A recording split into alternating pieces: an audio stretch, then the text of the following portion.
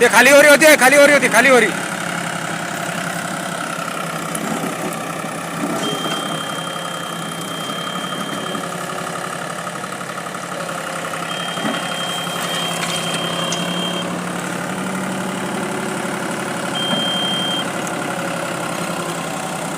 Bucket खोला ना, bucket खोला, बकेट बकेट खोला, खाली ठेवा, असं मागे घ्या. मेरे YouTube चैनल को सब्सक्राइब जरूर करें. जा जा मागे.